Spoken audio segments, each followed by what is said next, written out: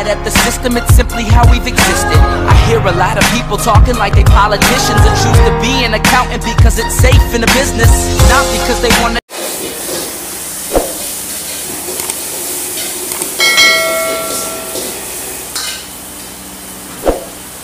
Heng lời.